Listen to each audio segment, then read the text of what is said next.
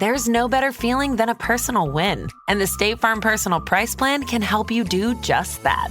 Talk to a State Farm agent today to learn how you can bundle and save with the Personal Price Plan. Like a good neighbor, State Farm is there. Prices are based on rating plans that vary by state. Coverage options are selected by the customer. Availability, amount of discounts and savings, and eligibility vary by state. This episode is brought to you by Allstate. Some people just know they could save hundreds on car insurance by checking Allstate first. Like, you know, to check you have the tickets in your wallet first before you drive 2 hours to the big game. Seriously, you had one job. Now the closest you'll get to the 50-yard line is parking lot D. Yeah, checking first is smart. So check Allstate first for a quote that could save you hundreds. You're in good hands with Allstate. Savings vary. Terms apply. Allstate Fire and Casualty Insurance Company and Affiliates. Northbrook, Illinois. Ryan Reynolds here from Mint Mobile. With the price of just about everything going up during inflation, we thought we'd bring our prices down. So to help us, we brought in a reverse auctioneer, which is apparently a thing. Mint Mobile Unlimited Premium Wireless. How to get 30, 30, bit to get 30, bit to get 20, 20, 20, bit to get 20, 20, bit to get 15, 15, 15, 15, just $15 a month? Sold! Give it a try at mintmobile.com/switch. $45 upfront payment equivalent to $15 per month. New customers on first 3-month plan only. Taxes and fees extra. Speed slower above 40 gigabytes. See detail.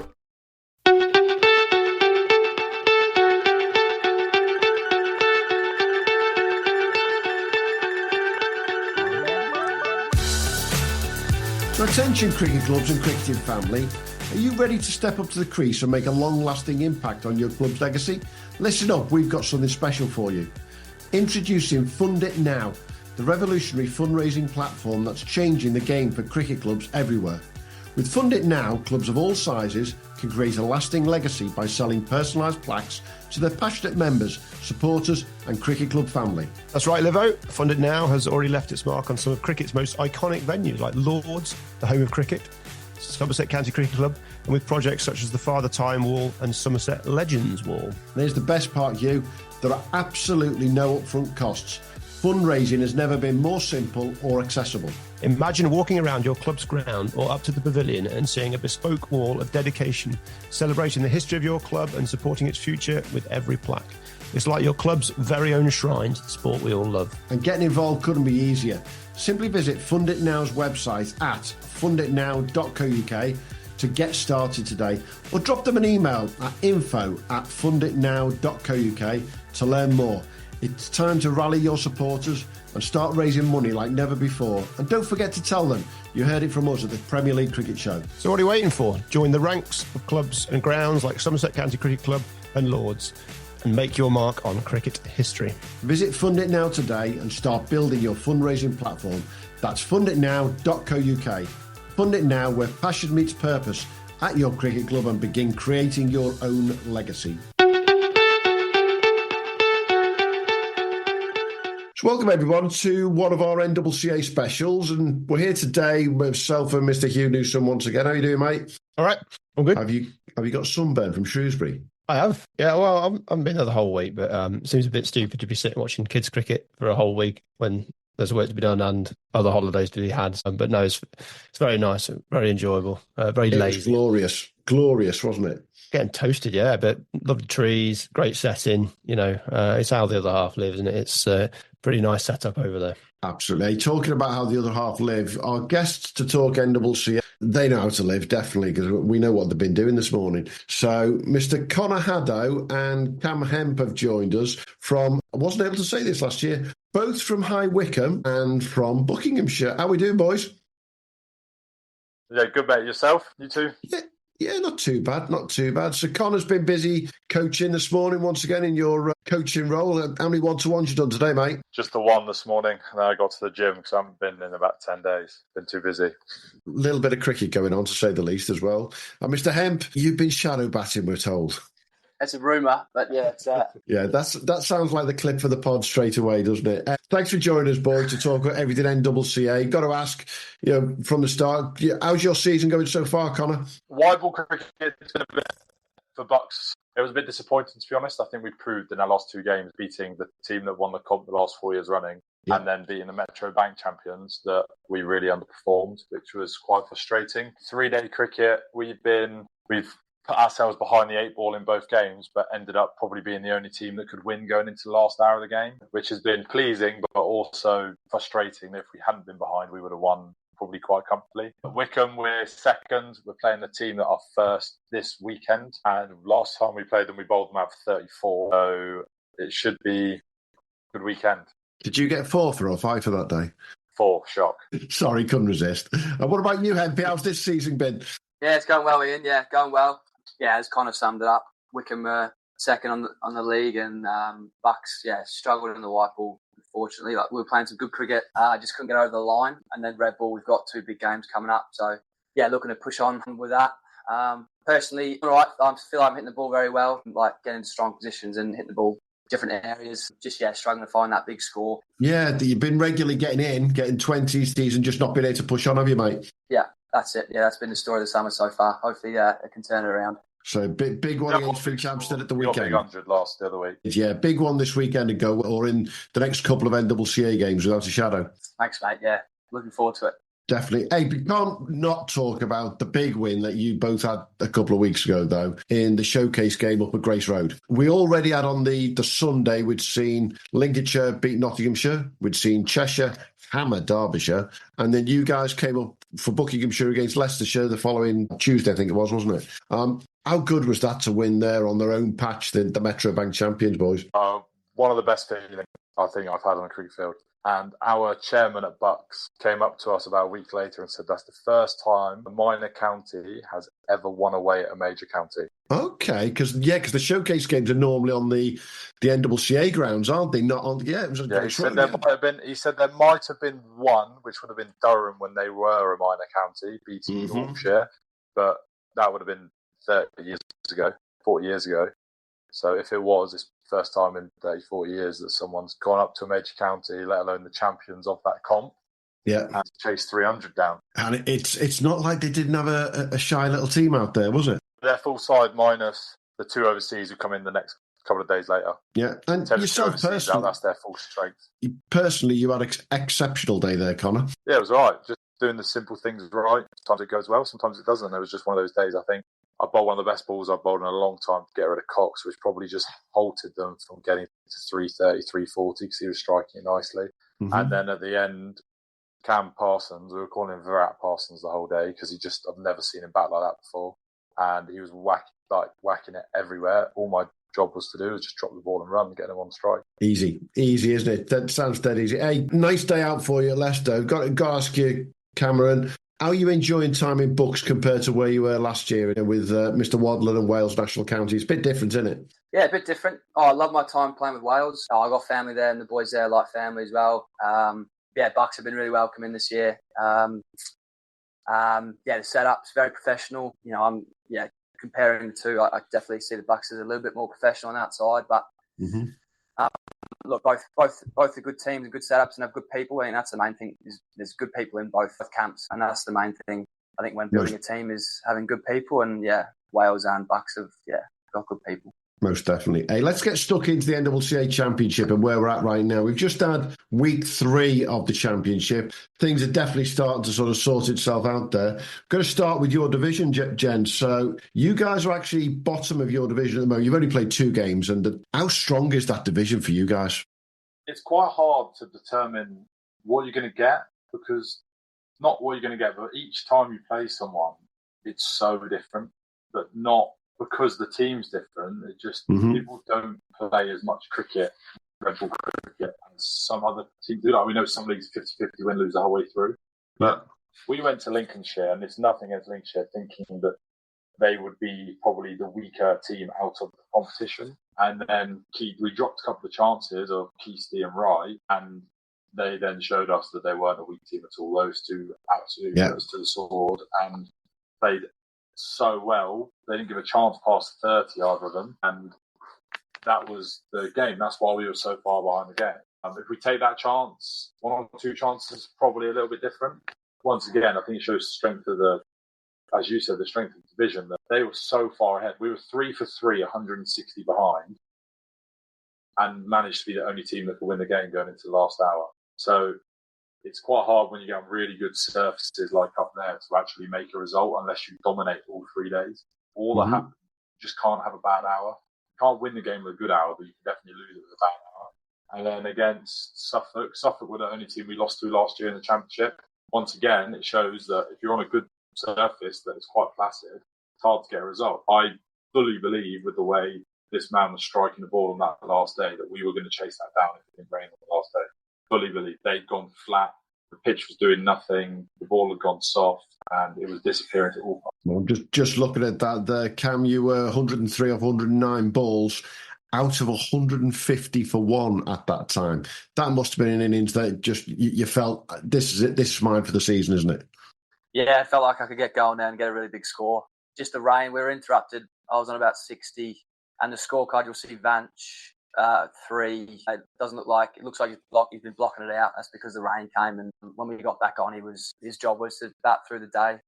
Up until the rain, we were definitely going to try and give that a good crack, and it would have got us going, but unfortunately we couldn't get going because of the rain. Usual story this season, weather gets in the way, we've seen that far too many times without a doubt. But looking at the teams who are top of your group, Lincolnshire and Bedfordshire at the top of the group there, you've got some interesting games coming up. You obviously must still be confident of going out of that group. Well, it's all in our hands. If we put together 3 days of good cricket both times, we should be the side that goes through out of the group, which is all you could ask for, really. If you say that to a team that you've got to play 2 good games to finish your season, you'll be in the final, you'd snap your hand off for it. Most definitely. And so you've got Bedfordshire coming up in the first place. Is that the one that you've just got to get a result first and foremost, and then you can move on to the next game? Yeah, I think the key is just winning each session. You can't, 3-day cricket, there's so many ebbs and flows, you can't look at winning the game of cricket on day one.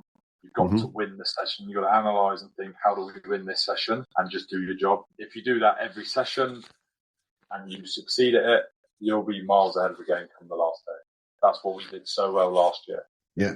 And I think, am I right in saying that there's a little bit of a nice home comfort for you guys as well? Because the last game of your group is back at High Wycombe, isn't it? You've got Staffordshire coming down to High Wycombe for the last game of the series. That's got to be comforting. You get a result to the next one, you can go at home and you know what to expect then, don't you? Yeah, 100%. It's been a weird one, actually. I've not played a game of 3-day cricket at Wycombe for Bucks since my debut, which would have been when I got released. So in 2019, just purely because the way the format was then with 6 games, you had to win 3 or 4. And Wycombe was such a good surface back then, you couldn't get a result. So it was almost like a wasted opportunity. So they moved all the 1-day games there and moved to 3 days to trim because it does normally break up. But we've gone back to Wycombe this year as it's not been, the square's a bit tired. It's been down for a long time. So results are a bit more common and it suits our attack perfectly. Like we've got four seamers that hit the deck hard. It's a quick bouncy wicket, probably one of the closest to first class cricket you'll get outside the first class game. And then it breaks up, they'll break up at the end and hopefully Payne will be back. Might not be. And then obviously myself will do that attacking role towards the end while the seamers hold. Okay. So you can see a path to the final still from the Eastern Division. I still find it funny calling the Eastern Division when you've got Staffordshire in it, but that's by the by, isn't it? And Cumbria. Well, yeah, without a shadow, definitely. That's Div 2 though, isn't it? Let's look at Div 2 because I think it's fair to say that in Div 2, I think the player of the season so far of the Championship is playing in Div 2. And he's a friend of the pod, Mr. Freddie Fallows. He's just striking, Hugh, like nothing else at the moment, isn't he? He certainly is. I figured he's probably got one of the fastest hundreds in NCCA Championship history. Yeah. That's one of the quickest hundreds. You get 118 off 47 balls. I got him 11 fours, 11 sixes. Took him 42 minutes. I've had longer bowel movements than that. So, yeah, he's doing all right, isn't he? I'm not sure if I can use that as the title of the pod, but I'll have a look at it. He came on early and was threatening at the start of the season, didn't he? But he's not. His season's possibly not quite build up to exactly what he would have hoped for across all of his cricket, but that's certainly some performance. Then obviously wickets as well. Yeah, I mean, you look at the state of the 100 this year, and there's a few lads in the NCCA you think would actually do a damn good job in the 100 this year, and he's possibly one of them. Yeah, most definitely. And you guys know him really well from being in Spain with him last year as part of the NCCA guys who won the European Championship. What's Freddie got that's just allowing him to do this. There must be something there. People really noticed with his performances in Spain how cleanly he actually does strike the cricket ball.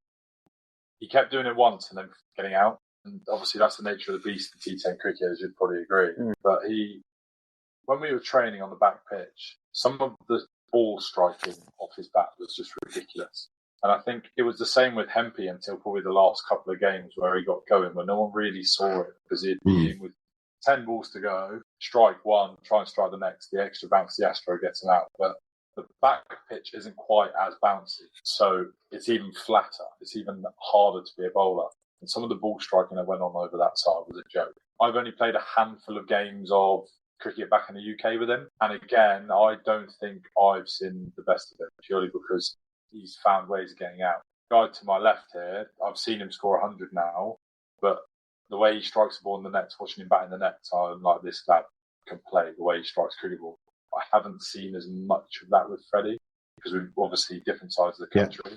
But there's definitely something there just by the way he strikes the ball. It's ridiculous. Yeah, most definitely. I compare him very, very highly to Mr. Tom Hindley, the way he strikes the ball. And, we saw that back in Spain last autumn, and he's gone on and continued to do it this year and ended up getting himself a contract with Worcester for the Metro Bank. And the two of them, very similar build, actually, and you watch them, very similar the way that they swing the bat. And it just looks so easy when the ball comes off that bat, doesn't it? Yeah, the boys, those two boys in particular, got great wrists. Like watching that Freddie, watching his knock. Was it Sunday or what day was it?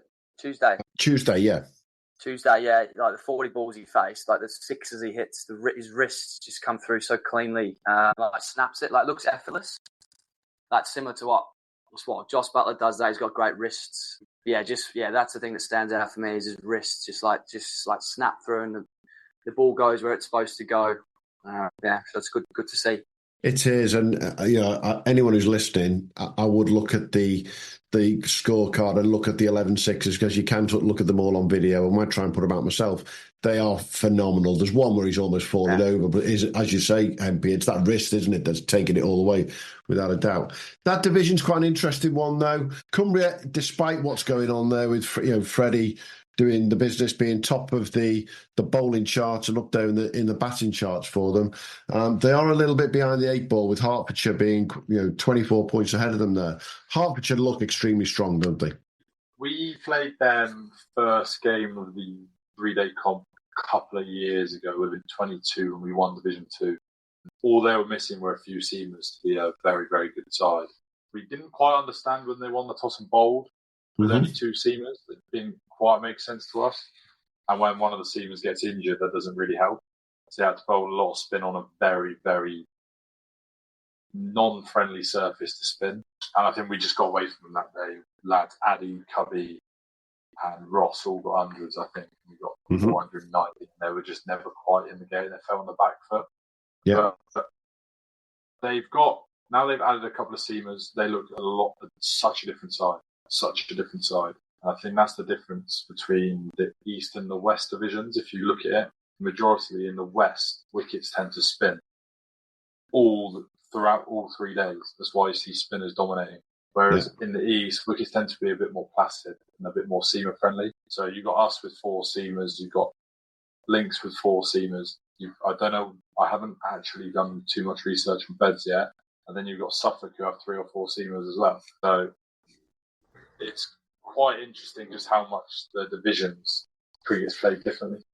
It is, but am I right in saying that the 2 spin twins, Ben Waring and Andrew Neil, that's what stands out for 2 slow left armers, aren't they? Yeah, 100%. But you need to, I think we found this out last year with myself. If you haven't got someone at the other end doing as good a job, you can't succeed, because they will just sit on you. And unless it is an absolute Bunsen, they will just sit on you if they're scoring at the other end. The amount of success we had last year with Wamesy and Hamper running in, bowling plan B round the wicket with men out. So you either have to take it on, try and hit the bouncer for 6, or ride it and hit 1. You have to take a risk with me holding. And then as soon as it stops, gets either a little bit slower or spins a bit more. Cam came on and did the exact same role of holding while we could attack with spin from one end. So I think them two complement each other. They're very, very different spinners. Neil's a lot more over the top, tall spinner, whereas Waring's a bit lower arm, a little bit shorter lad. So they match up really well together against batters. But having that threat of Alex Gosling up front now as well, I mean, he's literally just trying to bowl it as fast as he can all the time, isn't he? Yeah, and we saw a spell at Wormsley at the start of the year in our warm-ups. I don't know if you remember, you weren't here. He was still in Australia. Yeah, he just fired it into the middle of the deck, and you had to take a big risk with a big boundary to try and hit a boundary. You had to pull a hook it off your nose and hit it 100 yards. Yeah, and he's clearly been encouraged to do that. It's a little bit of what you hear the ECB talking to the county championship boys, isn't it? We want to see as many bowlers as possible bowling 80, 85 regularly rather than the 75 to 80 dibbly dobblers that Cam's going to put out the ground. Yeah. Well, I try to, yeah. Exactly. In the championship, Cam, is that the difference you're seeing as a batter, where these guys are trying to change the bowling up from traditionally you would have 2, 3, 4 spinners who are just going to literally nail you down as long as possible in a 3-day game, whereas now more and more of the counties are bringing in these super fast. Have a go at you guys. Yeah, well, I have to deal with that back home a lot more than I do here. As Connor said, that plan B, short ball stuff. Yeah, the wickets here tend to spin more, so they usually play another spinner. Whereas we've seen so far, as Connor said, that they go on the extra seamer because the wickets are a bit flatter. Well, they've been flatter this year. You just got to have a plan to it when you're facing the short stuff. You got to obviously look at the field, who they got on the fence. They got a galley or whatever they got on catching on the leg side. You just got to be smart with it. I got bumped out Leicester. I don't really get bumped out much. I play quite well, but I did get bumped out. This short ball's not that short, so you think it's going to come up to your chest, and it ends up just rising up to your badge. Yeah, a bit of a slope there as well, Grace Road. So I think definitely got me there. Definitely. In that division, though, say Hertfordshire are top, Northumberland second, Cambridge third at the moment. If you boys had to put a prediction on who's going to come through and come up to Eastern 1 next year, who would you say? I'd love Norfolk to come up because I love bowling Manor Park because it just spins from ball one. But I think Hearts look the stronger side. Yeah. And I don't know whether Cumbria played 2 games at home. It's always tough going up there because it's so far away. Yeah. Obviously for them it's the opposite. It's going to be tough coming away from home in that last game, travelling after the game on Saturday. That's always... Norfolk have got 2 home games at Manor Park left for them. So they may be bottom, but that gives them that opportunity to do what they know, isn't it, basically? They always play well there. Although, correct me if I'm wrong, Manor Park, the boundaries aren't the biggest either? They aren't for one-day cricket, but they put them out a few extra yards for the red ball stuff, I'm pretty sure. Yeah. 2019, and I think we lost by 1 wicket when they went to the final. And they had 3 spinners, big boundaries, and it was whoever could bat for the longest amount of overs won the game. And they did it. Yeah. Well, the next game for them is at home against Cumbria. So it is bottom versus 4th. Freddie's the man in form. It's going to spin for him. There's no 2 ways about it. Up at Manor Park, it'll be interesting to watch how he gets on there. Yeah, I think he'll have a plan. And if he executes that plan, Cumbria will be in a position to win. Well, if he's listening to this pod, he should be ringing you and saying, "What should I do, Con?" Manor Park, the last one I played there, you just got to bowl as quickly as you can and try and hit the top of the stumps. One will spin, one won't. Absolutely. Hey, let's move across to the West, where it's fair to say Berkshire look pretty dominant and very good at the moment. I think they've had a fight back from last year. They had, obviously knowing Links very well, I think they were very disappointed with their 3-day stuff last year. Mm-hmm. So they were determined to put that right this year, and it looks like they've done that already. And look, I went to see them on Monday against Cheshire on a wicket that, in my opinion, was not a wicket that was guaranteed a result. It could have been one of those days that you just went down to 3 days and 2.5 to 3 innings if somebody had got in and stayed in there. But the boys worked ridiculously hard just to try and grab the 10 wickets that they need to be able to put themselves in a position. Let's just say he's one of the more experienced players. Mr. Rishton worked his socks off for them, and he's really come good in the NCCA Championship for them, considering the unfortunate time he's having at Wokingham at the moment. Yeah, obviously, we like to give him a bit of stick about Wokingham this year. We're playing him in a few weeks, actually. Playing him in 2 weeks. 2 weeks, yeah. But yeah, his stats this year in the 3-day stuff have been great. He had a 10 for last week, didn't he? 2 weeks ago, yeah. So he's bowling well. They've just got a very well-rounded bowling attack, and then batters who are very adaptable and could bat you saw Lynx open the batting the other week and whack 20 off 10 to win the game. Like, they just got players like that who can play all different roles, and yeah, they look like a good outfit. Yeah, when you look at the batting stats in the NCCA with Charlie Dunnett, Rodri Lewis, Dan Lincoln, Ewan Woods, and Johnny Connell, all more or less in the top 20, yeah, that's where the runs are coming from. They go out to score runs fast, don't they? Yeah, they have that intent. They put bowlers under pressure straight away because of how successful. I know the team's changed a lot because of how successful they've been over the last few years. I know we've been a culprit of this before, and this year's probably the first we haven't. They get off to a good start. It's, oh, here we go again, Berkshire again. And I know a lot of people think like that, unfortunately. So the moment they get on top of it, they're hard to wrestle off. Yeah. Yeah, and I think that's what found on Monday. Once Berkshire got on top of them, it was a different ball game altogether. Berkshire are now top of that division with 70 points. Cornwall in second place with 31. I'm just thinking now, Oxfordshire could overtake Berkshire because Berkshire have got to play Oxfordshire in the final game. That'll be quite a grudge match, I think, in a couple of weeks' time, won't it, to see what happens there? Yeah, it's interesting because Oxfordshire, Berkshire and us are all in the same league on a Saturday. They'll all know each other very, very well. They'll all have their plans thought out, and I guess whoever executes the best. Yeah, and there is a 39-point differential between Berkshire and Oxfordshire, and the way it works in the NCCA Championship, effectively, if Berkshire get a draw or a win against Oxfordshire in that game, they're in the final, aren't they? Yeah, and I think it might even come down to bonus points, unless Oxfordshire get full bonus points in their next game, and let's say they win with 20 points. Oxfordshire will need to dominate them in the first innings and then win the game, which is so hard. We lost in Suffolk last year, but we only needed 4 points to make sure they couldn't catch us. Mm-hmm. So we did that by the morning of day 2. It's like a game within a game, that first inning. It is. If Berkshire get to that final in September up at West Bromwich Dartmouth, I think, is it fair to say that could prove to be an incredibly high-scoring game if you guys get there? I would love to play those boys in that final. We said it last year. They kept saying to us last year, we'll see you there. And obviously Devon snatched it on the last day. But yeah, it'll be it'll be entertaining 4 days, if we play them there, because everyone knows each other very, very well. All the plans will be thought out, so it'll be a good 4 days to watch. It would effectively the home counties Premier League decamp into West Bromwich Dartmouth, and everyone just piling in there for 4 days of bloody good cricket. Yeah, and obviously we do a lot of work with Rishton and Lincoln coaching as well, so make it very interesting. That'll be an interesting one to watch. Without a shadow, I'll be down there because it's one of the closer grounds that we can get to in there. So let's have a quick look at the Western Division, Division 2. So Shropshire and Wales are top. Wales had a great result the other night over at Dorset. Brad Wadland just seems to be hitting a little bit of form at the moment.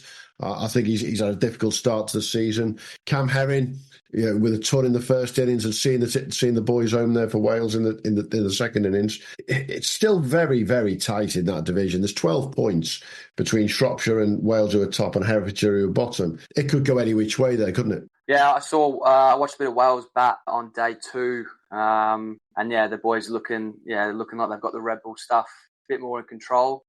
They struggle with the white ball earlier in the season, but they look like a good outfit again in the red ball. Nichols got 100 and Herring from memory, yeah.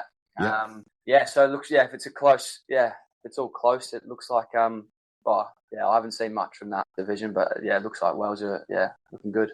If you were to compare the 4 divisions, and I'm going to put you on the spot here, if you were to compare the 4 divisions, and Hugh's smiling, he knows exactly what's coming now, where would you put the strengths of them? Which would you describe as the overall strongest of the 4 divisions? I think Berkshire had obviously an off year last year. I think the result of the final, shows you that Berkshire are very, very good in big games, and Devon snatched that from them on the last day. I think the difference between the two, and it depends, because if you go and play on a spinning surface, those teams from that Western Division are so used to it, they'll be hard to beat.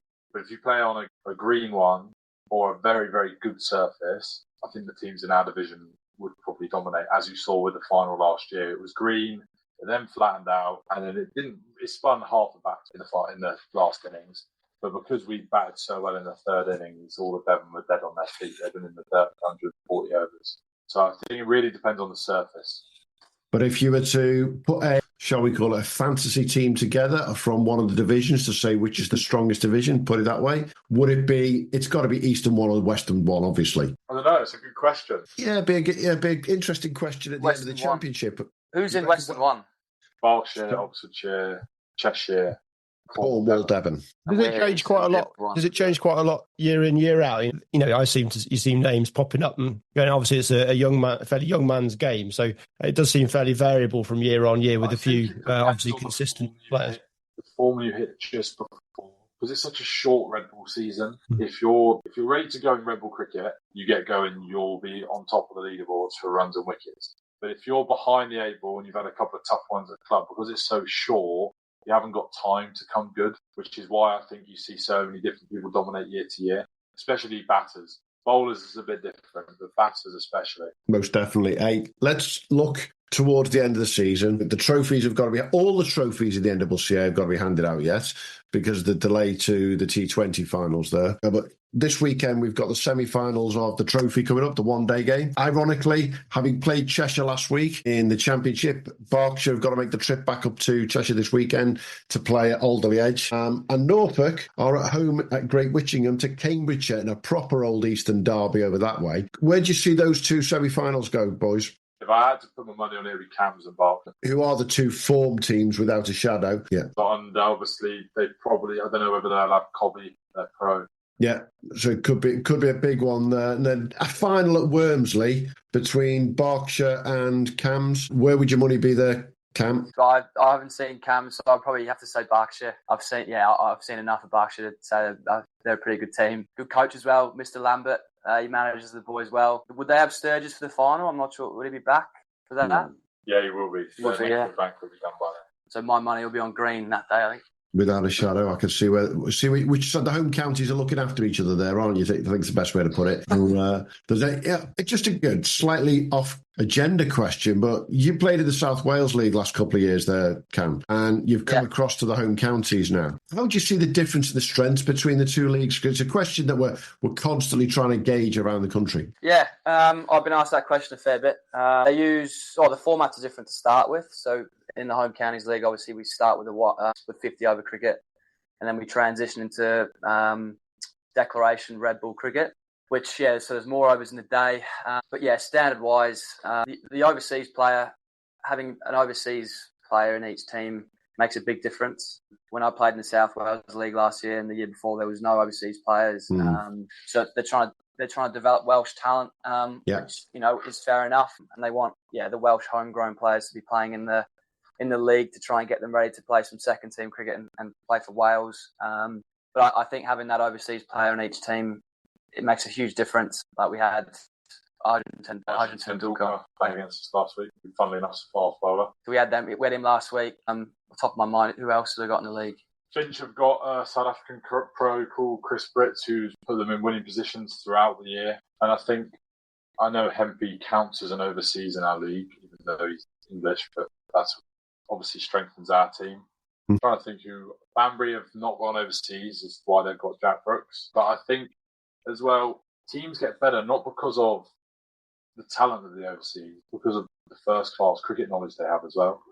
I remember the South African we had when I was 15, I learned, it was a left-arm spinner, I learned so much off him that fast-tracked my development. And that talking to those people, being around those people at training, seeing how they train, seeing what they work on is such a massive part people miss out on. That is probably the most important thing about having an overseas player, is the development of people around him. Yeah. So what I'd say with the South Wales is, it's probably that big thing of having the overseas, and probably the pitches, the grounds aren't quite as good as the grounds are in the Home Counties League. You rock up to some games. I rocked up to a few games last year, and the pitches were wet, and the ball's going everywhere, and it doesn't provide great cricket for the day. It's going to be over by 3:00. It's not going to be worth playing.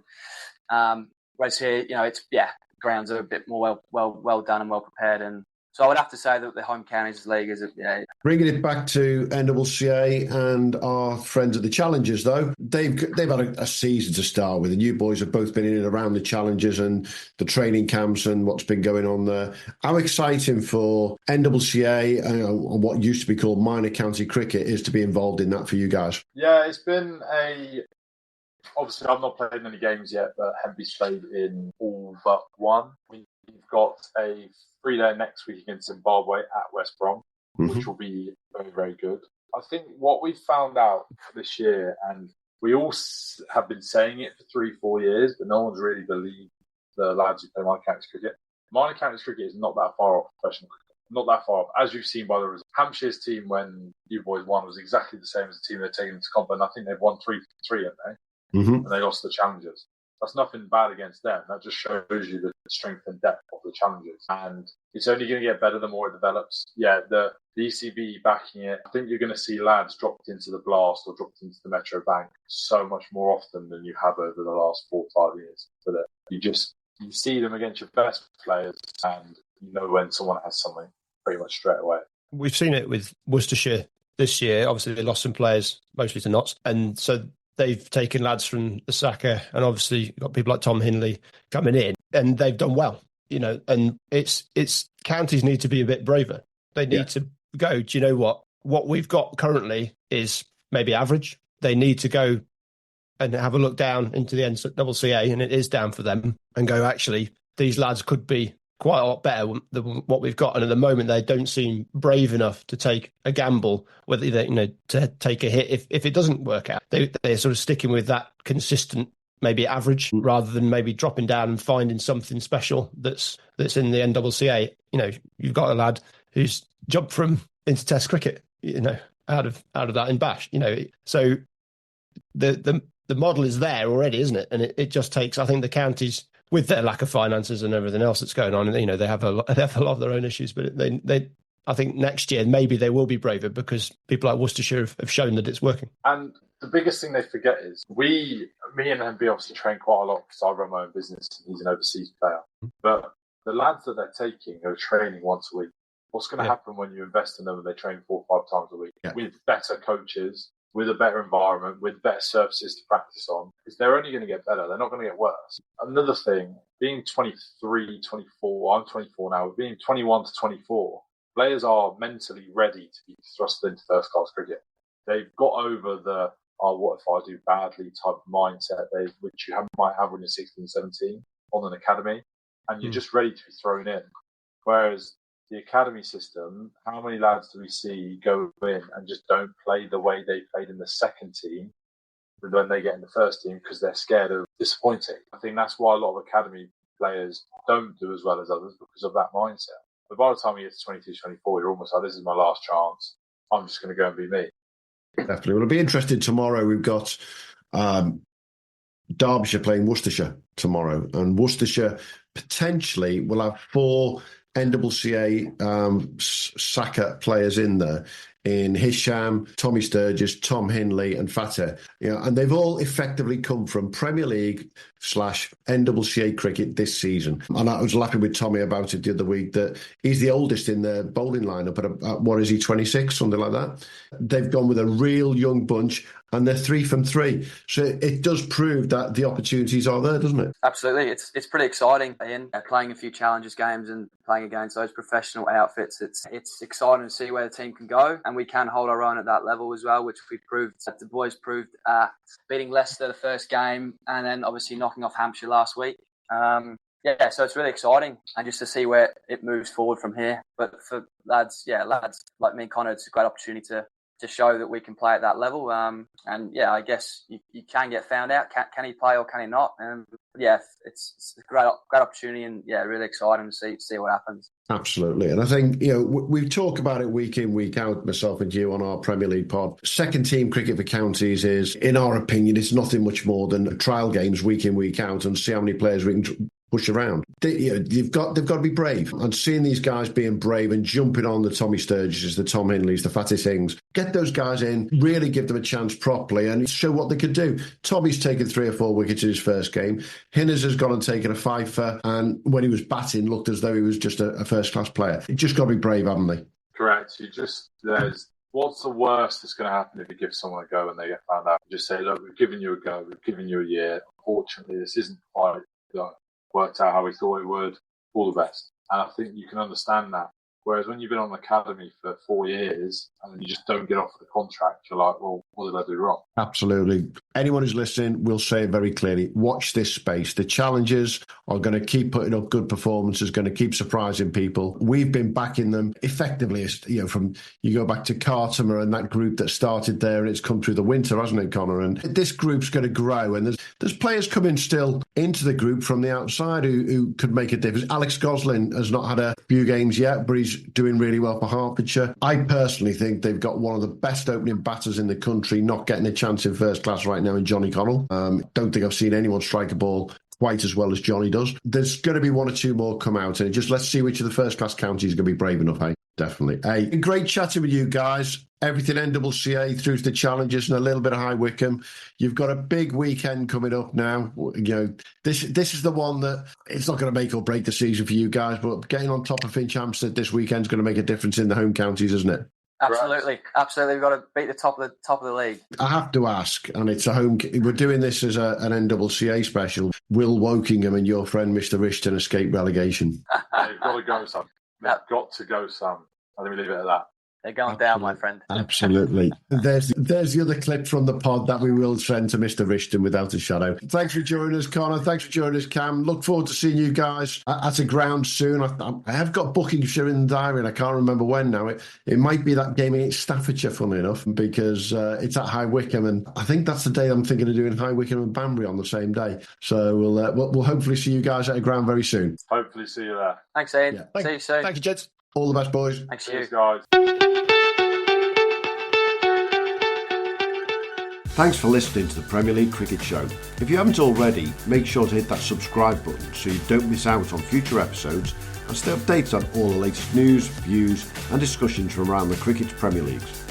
And be sure to follow us on X, formerly known as Twitter, and Instagram at TPL Cricket Show on both. Join the conversation, share your thoughts and connect with us and your fellow Premier League cricket fans. And hey, if you enjoyed the show, why not show us some love? Leave us a 5-star review on your favourite podcast platform, as it helps other potential listeners to find us when they're searching for cricketing podcasts. Thanks again for being part of the Premier League Cricket Show family, and until next time, have a good one.